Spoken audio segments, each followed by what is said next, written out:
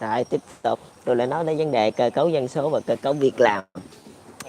Ở đây là tôi nói về vấn đề này là nó nằm trong cái gọi là chủ nghĩa xã hội mới nha các anh chị, chứ nó không có nằm trong mấy cái học thuyết kinh tế hoặc là chính trị hồi trước tới giờ. Tức là từ bây giờ trở về sau thì là nó sẽ là như vậy, chứ còn hồi trước thì là nó ăn vô cái chuyện gọi là thế giới cộng sản và thế giới tư bản thì nó lại khác. Còn vấn đề bây giờ kinh tế mở thì nó sẽ có cái sự luân chuyển lao động giữa các quốc gia với nhau. Tức là những cái quốc gia phát triển họ sẽ đưa những người khởi nghiệp hoặc là họ sẽ khuếch trương những cái tập đoàn của họ qua bên những nước đang phát triển, là những nước cộng sản đó. Còn còn những nước cộng sản sẽ làm cái chuyện ngược lại, đó là đưa lao động của họ, là họ kéo cái lao động mà thoát khỏi nông thôn đó, thoát khỏi gọi là nông nghiệp đó, họ đưa cái lao động của họ đi qua bên những nước phát triển đó. Nó sẽ ăn những cái phần đó. Nhưng mà hiện tại những người bên thế giới cộng sản thì cái trào lưu khởi nghiệp họ rất là chậm chạp, họ đi rất là chậm chạp, tại vì đã gần một thế kỷ qua rồi họ đã không có khởi nghiệp. Bây giờ mà kêu mà họ làm liền thì họ làm không có được đâu. Còn bên thế giới tư bản có lẽ là cái phần này họ đi nhanh hơn đó. Thì vô hình chung đó là hai bên cũng đều như nhau. Bên thế giới tư bản họ sẽ khuếch trương cái lực lượng doanh nghiệp của họ qua bên đây, còn bên thế giới cộng sản thì sẽ đưa lao động qua bên thế giới tư bản, tại vì bên đây rất là dư thừa lao động và không có sử dụng hết đó. Cái cơ cấu lao động của một đất nước thì nó ăn như cái cơ cấu việc làm đó. Tức là những người mà có trình độ nhiều thì cái nền kinh tế là nó ăn vô cái gọi là khoa học kỹ thuật. Không, còn những người không có trình độ thì giống như Việt Nam thôi đây, vì tỷ lệ trình độ ít quá thì nó ăn vô cái nền nông nghiệp đó. Mà mình muốn mà phát triển công nghiệp quá, đầu tiên là phải có trình độ. Mà trình độ ở đây mình lại đa dạng nữa, tức là nó không phải là đi học đại học không là được, tức là ở đây có phần học nghề luôn. Tức là đường nào cũng được, miễn yêu cầu anh có bằng cấp là được, bằng cấp từ cái tối thiểu là cái nghề là được. Nghề vậy là tạm gọi là có trình độ. Đó, nó đơn sơ vậy thôi, chứ mình không gò bó quá, tại vì mình là cái mô hình là dung hòa xã hội. Nhiều người ta bỏ học sớm quá, ở bên thế giới tư bản cũng có vậy thôi, nhiều người ta mới học lớp 8 lớp 9 ta bỏ học đó. Nhưng mà ở đây là mình cho người ta phát triển là gọi là học nghề, học cái nghiệp vụ gì đó, và người ta sẽ tham gia vô cái trào lưu khởi nghiệp. Tức là họ không thể nào mà khởi nghiệp thì họ làm nhân viên đó. Thì hồi nãy là tôi cũng vừa giải quyết xong cái vấn đề gọi là công nghiệp hóa hiện đại hóa nền nông nghiệp. Chứ còn mà công nghiệp hóa hiện đại hóa đất nước là nó ăn vô cái video clip sau này, là cái video clip này. Còn cái video clip trước là tôi nói là công nghiệp hóa hiện đại hóa nền nông nghiệp, là phân rõ ra nha. Còn cái video clip này là công nghiệp hóa hiện đại hóa của đất nước, tức là bỏ cái phần nông nghiệp ra. Bây giờ là mình nói mình tập trung vô cái chuyện như là dân trình độ và cái sự luân chuyển lao động giữa các quốc gia với nhau đó. Những cái quốc gia mà mạnh về kinh tế như Trung Quốc, cái bên Việt Nam này họ sẽ đưa cái lực lượng lao động của họ, mà lực lượng lao động của họ qua bên đây chủ yếu là lao động tay nghề cao, lao động tri thức. Tại vì sao? Tại vì ở bên họ đã có quá nhiều rồi là một. Thứ hai nữa là những cái doanh nghiệp khởi nghiệp lâu năm đó, những cái doanh nghiệp mà có mô hình mà gọi là tân thời đó, là sẽ đưa ra nước ngoài. Giống như hồi xưa tôi khởi nghiệp cái kiến trúc.com đó, nếu mà tôi còn làm tới bây giờ luôn là 2 năm rồi đó, là cái doanh nghiệp đó có thể đi tới Australia rồi, là cái mảnh đất mà ngày xưa tôi muốn hướng về đó, Australia, New Zealand và Mỹ, là tôi sẽ đi ba nước đó. Mà tại vì tôi không làm cái đó mấy năm rồi thì bây giờ cũng còn rất là chậm đó. Cái đó là cái dở của một chính phủ là họ luôn gọi là hạn hẹp ở cái chỗ đó. Ở đây cũng không phải nó có dở một chính phủ, tức là cái sự chậm chạp của những chính phủ. Cái mô hình này là nó thể hiện rõ luôn nha các anh chị. Nghĩa là cái sự mà khuếch trương của những chính phủ họ nhanh thì họ phát triển ra, còn họ chậm thì họ không phát triển. Họ đi sao người ta đó, nó ăn vô cái phần đó đó chứ không phải chơi đâu. Mà để mà hiện đại hóa được nông nghiệp thì nhiều chính phủ người ta lại xoay quanh tới cái vấn đề gọi là khoa học công nghệ. Người ta cứ nghĩ là đem khoa học công nghệ mới vô là đã là hiện đại hóa, nhưng mà nó không phải. Là kéo lao động ra khỏi đó thì tự nhiên nó hiện đại hóa thôi. vì không có lao động nữa thì các anh chị sẽ hình thành những nông trại rồi kêu gọi mấy công ty nước ngoài vô thôi. Nó dễ chỗ đó đâu. Phải không? Rồi bây giờ mình lại tiếp tục đi tới cái con đường gọi là công nghiệp. Nãy là mình mới hình thành những nông trại thôi, công nghiệp là bắt đầu mình sản xuất, gọi là đóng gói, đóng hộp. Tức là mình không có xuất khẩu hàng thô. Mà ở bên đây những nước cộng sản á, thì họ rất là yếu cái phần này. Thậm chí những nông trại họ còn chưa có, mà làm sao họ có được cái phần gọi là sản xuất cái đóng hộp, đóng gói này. Họ yếu cái phần này lắm. Thậm chí cái diện tích mặt biển họ rất là nhiều mà họ khai thác cũng không hết luôn. Họ cũng không có nuôi trồng được hết. Và đó là cái phần này là cái phần quan trọng. Cái phần này là cái mảnh đất vàng của thế giới tư bản nha. Các anh chị có thể là khai thác, các anh chị có thể là gửi lao động qua bên này, các anh chị có thể là khuếch trương lực lượng đó, khuếch trương cái hoạt động kinh doanh của các anh chị, và các anh chị đưa lao động qua bên đây. Tức là các anh chị đưa cái phần đó là cái phần lao động trí thức đó, là cái phần lao động có kinh nghiệm bên các anh chị đưa qua bên đây để hình thành những đồng điền hoặc là những cái trang trại nuôi cá rồi ngay giữa biển đó, là các anh chị có cái kinh nghiệm phần đó. Còn ở bên những cái nước như là Việt Nam nè, Myanmar đâu nè, họ có diện tích mặt biển đó, nhưng mà họ chỉ có lao động thôi, họ không có biết làm đâu, thì họ lại đưa cái lao động của họ đã qua bên mấy nước tư bản để mà rồi là trao đổi lao động. Nhưng mà trao đổi ở đây thì nó có hơi phần khập khiễng một chút, tức là những nước tư bản họ trao đổi cái lao động trí thức, lao động trình độ, lao động có kinh nghiệm. Mình nói tóm gọn là lao động có thể làm được việc. Còn những cái nước mà bên cộng sản đưa qua là lao động chưa có biết gì hết trơn, là qua đó phải hướng dẫn. Thậm chí luôn họ đưa những người lao động trí thức luôn ở những nước cộng sản qua bên những nước tư bản luôn, mà tôi cũng không chắc là họ có làm được cái gì đâu. Tại vì đa phần những người đi du học xong rồi về tôi cũng chưa thấy cái thành quả gì gọi là nổi trội. Họ không tiếp thu được, họ không tiếp thu được cái gọi cái nền văn hóa bên kia, là bên thế giới tư bản đó. Rồi họ đi về đây họ cũng khập khiễng với lại cái thế giới bên đây là thế giới cộng sản, rồi họ đứng lừng sừng cái chân chính giữa đó, họ cũng đâu phát triển được cái gì. Mà ngày hôm nay cái cơ cấu này mở ra nè, cái cơ cấu mà hiện đại hóa nông nghiệp này nè, nó mở ra nè, nó sẽ giúp cho hai bên có thể thông thương được với nhau. Là thông thương cái này là thông thương cái lực lượng lao động, chứ không phải cái này mình không phải là thông thương là mình buôn bán hàng hóa, là nó nằm sau. Tức là khi mà mình mở một cái dự án là cái lực lượng lao động là cái lực lượng là thông thương đầu tiên đó, là hai bên trao đổi lực lượng lao động với nhau, rồi sau đó mới trao đổi tới cái chuyện mà gọi là giao lưu buôn bán hàng hóa gì đó. Nghĩa là hai bên họ nắm tay họ làm ăn với nhau rồi.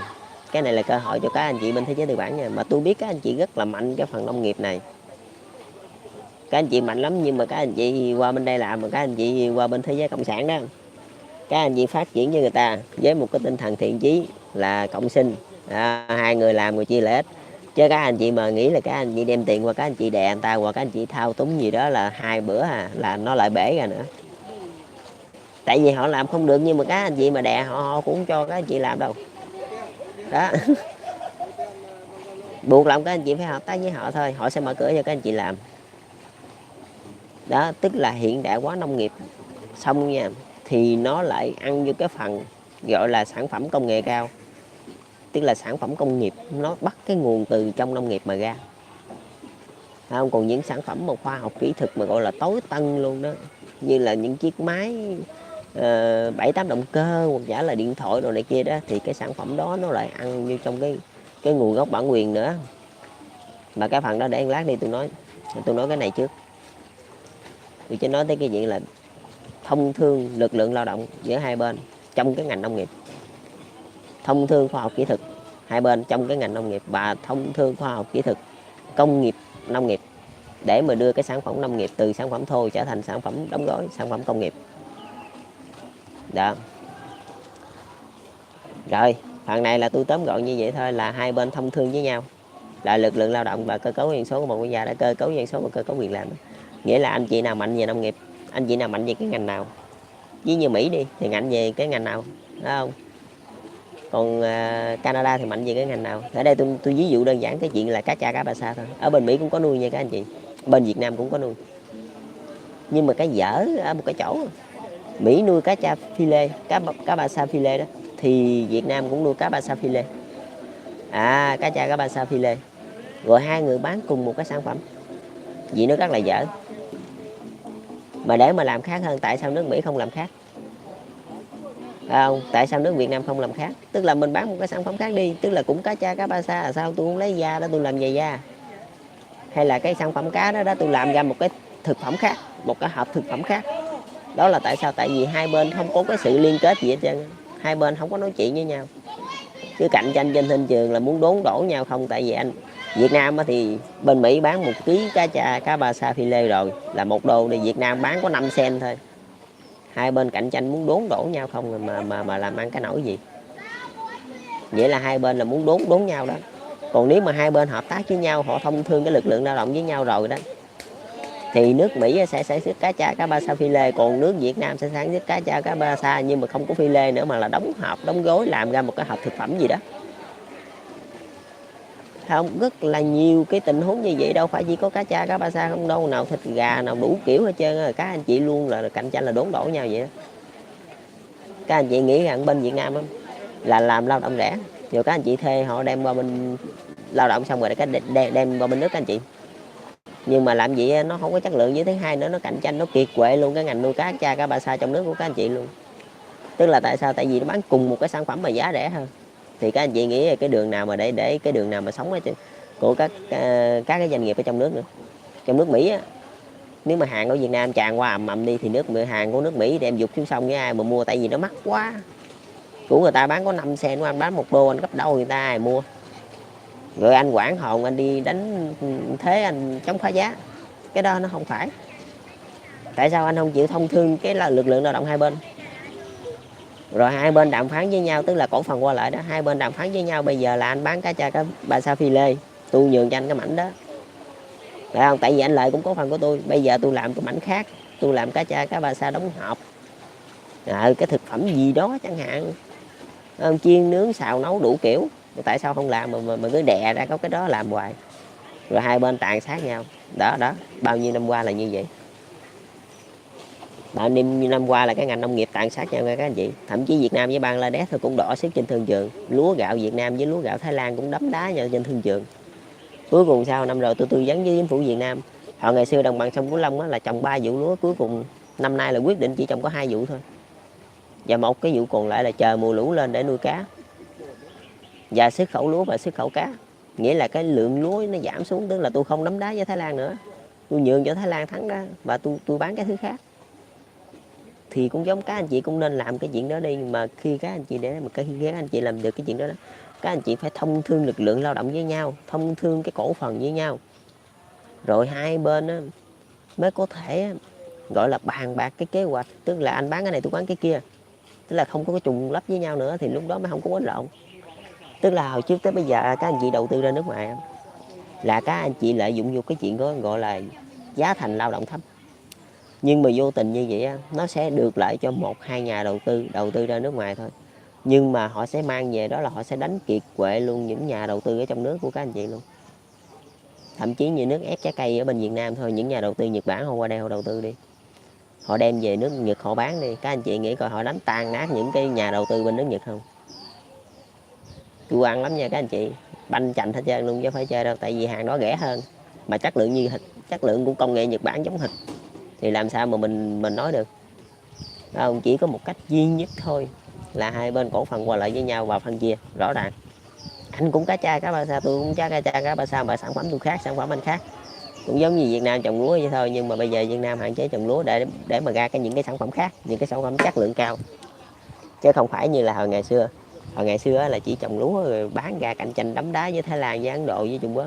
Cuối cùng sao Việt Nam quyết định rút lui khỏi ngành đó, không phải lui là bỏ, mà là trồng lúa chất lượng cao, trồng ít và chuyển qua làm cái khác bớt. Chứ mình không đấm đá kiểu đó nữa, đấm đá kiểu đó nó tổn thất cho hai bên, không ai lợi ít gì hết trơn. Mà các anh chị đầu tư nước ngoài kiểu kia là nó sẽ kiệt quệ luôn cái nền kinh tế trong nước của các anh chị luôn. Đó, cái phần đó là cái phần công nghiệp nông nghiệp nha. Khi mà các anh chị hiện đại hóa nông nghiệp rồi đó là nó sẽ để thấy đến cái phần công nghiệp này nè, hầu như nước nào cũng có. Nhưng mà để làm sao không có sự đấm đá trên thương trường đó, là ăn thua vô cái chuyện điều tiết với nhau thôi, là các anh chị tự bàn bạc với nhau thôi. Giống như Việt Nam đi, Mỹ đi, Bangladesh đi, đều nuôi cá cha cá ba sa đó, rồi làm sao để mà tránh đấm đá với nhau được. phải có sự phân chia rạch rồi. Không, anh sản phẩm này tôi sản phẩm kia hoặc thế nào đó, hoặc là anh nuôi cái này tôi nuôi cái kia, nó khác nhau vậy bán mới được, chứ còn cứ đè ra có một cái một không có nước mà banh xác luôn. Tức là kinh tế mở nó cho phép các anh chị bàn thảo trước khi mà các anh chị hành động. Đó, các anh chị lưu thông, các anh chị thông thương cái lực lượng kinh tế. Đầu tiên là các anh chị đặt chân cổ phần, sau đó thông thương cái lực lượng lao động, rồi sau đó mới thông thương luôn cái mô hình kinh doanh. Rồi như vậy là thành hình xong. Nghĩa là các anh chị công nghiệp hóa được nền nông nghiệp, là hầu như những nước đang phát triển là các anh chị công nghiệp hóa được nền nông nghiệp, là kể như kiếm trên dưới khoảng 60 tới 70% lượng xuất nhập khẩu của một nước đang phát triển. Những nước phát triển rồi thì nó có thể chiếm từ 3 đến 40%, nhưng mà những nước đang phát triển như Việt Nam, các anh chị mà công nghiệp hóa được hiện đại, các anh chị công nghiệp hóa được nền nông nghiệp của Việt Nam thôi, là các anh chị sẽ chiếm được trên dưới là khoảng 70-80%, và kể như là 70% là cái giá trị kinh tế của Việt Nam. Còn đối với những cái ngành công nghệ cao luôn á, là nó xảy ra một cái trường phái là bắt buộc là phải hợp tác. Mình lại nói với một lần nữa, hợp tác. Ví như VinFast đi, họ nhận cái công nghệ của gọi là Mercedes, của BMW để mà hợp tác, của Siemens rồi đó, để mà hợp tác làm ra cái VinFast với một cái điều kiện hết sức, là tôi nói với anh chị là hết sức gọi là bình thường luôn, là BMW sẽ bán cái loại xe hàng sang là tầm 1 tỷ cho tới 5 tỷ, còn VinFast bán cái loại xe rẻ hơn là từ 500 triệu cho tới 1 tỷ, hoặc là 500 triệu cho tới 3 tỷ, tầm đó đó. Tức là vô hình chung mình nắm tay với nhau đó, cái sự định hình thương trường nó nằm cho đó. Vô hình chung hai bên nắm tay với nhau, một bên ở phân khúc cao và một bên ở phân khúc thấp, bên hai phân khúc do một tập đoàn, một BMW nắm giữ.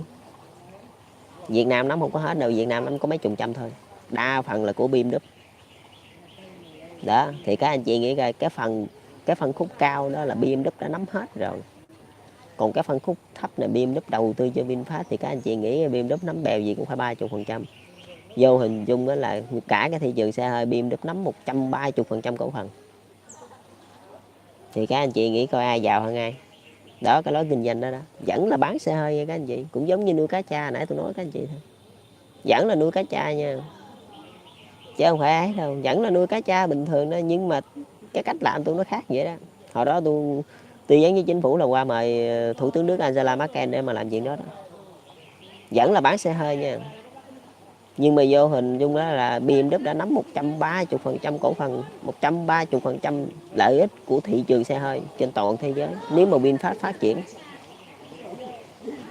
rồi rốt cuộc ai giàu hơn ai? Đó, các anh chị mà làm ăn mà các anh chị đốn đổ nhau như hai bên cá cha cá ba sa mà cạnh tranh nhau đi, các anh chị đốn đổ nhau, các anh chị không có được lợi ích gì đâu, bên nào cũng tổn thất. Chỉ có cách duy nhất là các anh chị phải nắm tay nhau, các anh chị bàn bạc nhau về cái sản phẩm sau cùng đó, có đụng chặn với nhau chưa, có đối đầu nhau chưa. Nếu mà đối đầu thì mình lái ra chỗ khác. Trời, phân khúc thị trường thì nó rất là nhiều, các anh chị nó không có nhất thiết mà tới độ mà phải là đấu đá với nhau tê liệt tới cỡ đó. Đó, cái phần công nghiệp hóa là nó ăn vô cái phần đầu tư, mà cái phần đầu tư á, nó lại ăn vô cái chuyện cổ phần đôi bên bàn bạc, cái bàn bạc với nhau đó.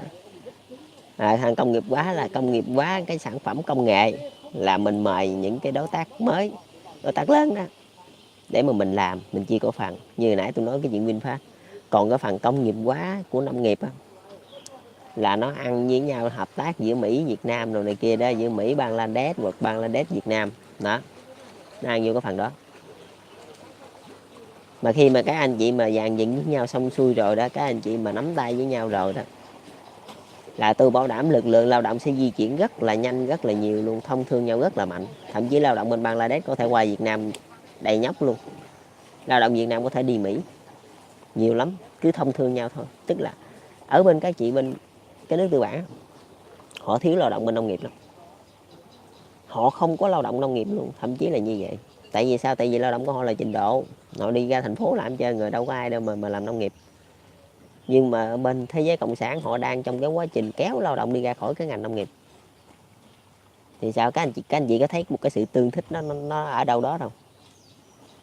Thì khi kéo ra thì sao, bên các anh chị đã không có, bên đây kéo ra thì đưa qua bên kia, vậy chứ đưa đi đâu bây giờ. Đó, vô hình chung là thế giới cộng sản sẽ đi sau thế giới tư bản một nhịp, là như vậy đó, mà hai bên nắm tay với nhau làm ăn, tức là tương hỗ cho nhau, chứ cạnh tranh là không có mang lại cái gì hết trơn, cạnh tranh là banh xác hết cả đám.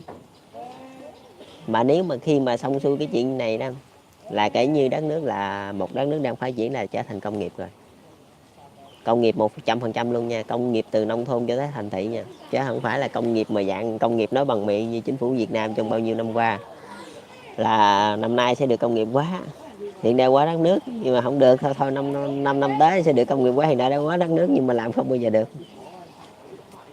Tại vì anh đâu có lôi kéo nông nghiệp lao động nông nghiệp ra khỏi cái nền nông nghiệp đâu, mà nếu mà anh lôi ra bây giờ luôn, không nắm tay với ai anh lôi ra anh dục đâu, trong khi kinh tế không phát triển. Bây giờ chứ đơn giản thôi, anh lôi ra thì anh đưa ra nước ngoài, một phần cho học nghề, một phần ra nước ngoài, coi như triệt để rồi đó. Rồi những cái người lao động bên thế giới tư bản họ là đi qua bên đây để mà họ xây dựng những cái đồn điền đó, để mà họ mang cái sự tân thời của họ qua bên đây, rồi từ từ dân chúng ở bên đây người ta mới đổ xô người ta làm theo. Cái đó là nó có lợi cho hai bên. Đó cũng giống như VinFast với BMW thôi, nắm tay là thống trị thương trường, thống trị cái thương trường xe hơi đó các anh chị, không phải chơi đâu á. Nó thiệt, cái mô hình mà tôi xây mà nếu mà tôi dở quá thì các anh chị đâu có nghe tôi đâu, nếu mà các anh chị đâu có thèm áp dụng làm gì đó. Cái mô hình đó, đó VinFast với BMW là thống trị ngành xe hơi thế giới luôn đó, chứ không phải chơi đâu. Các anh chị thấy vậy đó, về lâu về dài là cái lợi ích là 130% sẽ lọt vô tay BMW đó. Mình nói vậy thôi, chứ bây giờ thực ra cái cuộc chiến đó, nó lại đổ vô cái ngành phụ tùng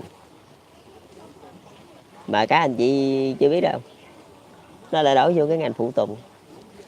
Các anh chị cứ nghĩ là hai thương hiệu nó đấu đá nhau, thậm chí luôn tôi lui vô trong luôn đó. Ở đó tôi nói với các anh chị đó, tôi bỏ luôn đó. Tôi quay qua sản xuất phụ tùng đó, tôi bán chỗ nào không có tôi cổ phần 10% vô tôi bán phụ tùng chơi vậy đó. Rồi sao tôi vừa lại bán phụ tùng, rồi cái hãng đó là tôi lại được chia tiền lời. Đó, mắc mớ gì tôi đi cạnh tranh làm gì. Các anh chị lại luôn nghĩ cái chuyện là phải cạnh tranh, phải đấu đá, nhưng bây giờ thậm chí tới cái ngành nông nghiệp luôn, cái sản phẩm nông nghiệp luôn, mình vẫn không cạnh tranh, không có đấu đá gì đó, và hợp tác mới là nguồn gốc của sự hoàn thiện. Hai bên bàn thảo với nhau. Còn vấn đề phụ tùng hồi trước tôi đã nói với các anh chị rồi, tức là mình không đấu giống như Toyota, thậm chí tôi bỏ cái hãng Toyota luôn vẫn được. Tôi quay qua tôi sản xuất phụ tùng, tôi cổ phần với VinFast rồi nè, BMW, Hyundai rồi nè, tôi bán phụ tùng vậy rồi. Rồi càng sản xuất xe hơi, tức là kinh tế nó càng phát triển, phải không? Mình lui vào trong chừng nào nó sẽ an toàn hung chừng đó, chứ không phải kinh tế nó càng phát triển rồi mình nhảy ra mình làm tập đoàn đa quốc gia, là chỗ đó là chỗ gánh chịu đau thương, nó cả trăm mũi giáo trên toàn thế giới nó chĩa về đó để mà nó hạ mình. Mà mắc mới gì mình chui ra đó làm gì, mình vui lui vô trong để mà mình đầu tư phụ tùng, mình sản xuất phụ tùng. Chơi tôi cổ phần cho anh 10%, tôi bán phụ tùng anh không mua à? Anh không mua phải có lý do chứ. Đó thì đương nhiên người ta phải mua thôi, nhưng mà anh phải nhường người ta, tức là anh phải có cái sự bỏ đi. Giống như Mitsubishi đi, tôi bỏ cái ngành sản xuất xe hơi, tôi không sản xuất nữa, nhưng mà tôi sản xuất phụ tùng anh phải mua tôi, tại vì tôi nhường cho anh cái ngành này rồi còn cái gì nữa, phải không? Tức là mình phải có một cái mình bỏ, một cái mình lấy, chứ mình không lấy hai cái được. Lấy hai cái sao được. Mà nếu mình không bỏ thì hai bên tương tàn nhau, hai bên đánh nhau á, là đánh nhau trên thương trường á, chứ chơi đâu. Thì cái này các anh chị cứ nghiên cứu đi, tức là mình phải có sự lui vô trong, mà mình đã chấp nhận lui rồi mình bỏ. Cũng giống như Boeing đi, thấy không? Anh đã lấy lãi bao nhiêu năm đó rồi, rồi bây giờ anh hạn chế sản xuất lại, tôi không sản xuất nữa, em vậy đó. Mà tôi chuyển qua tôi làm phụ tùng, tôi đẩy cho những hãng hàng không của Nhật Bản đó, những cái thương hiệu hàng không của Nhật Bản, của Liên bang Nga đó, thậm chí những cái thương hiệu hàng không của Việt Nam luôn, hên xui luôn, giống vậy đó. Tôi để cho những cái đó là lâu lâu gì Boeing mới ra được chiếc giống vậy đó, để không có ra đồ mới, đẩy cho mấy cái chiếc đó đó. Mà lâu lâu Boeing ra thôi là vô hình chung, phải không, là những ở bề ngoài thì có nhiều thương hiệu, nhưng mà bề trong là chỉ có duy nhất một mình anh Boeing là nắm gần hết, thâu tóm gần hết trơn lợi ích, rồi còn cái gì nữa. Anh bán phụ tùng cho 5-7 hãng máy bay, rồi cái hãng của anh nữa, anh nghĩ coi làm sao. làm sao không có tiền, phải không?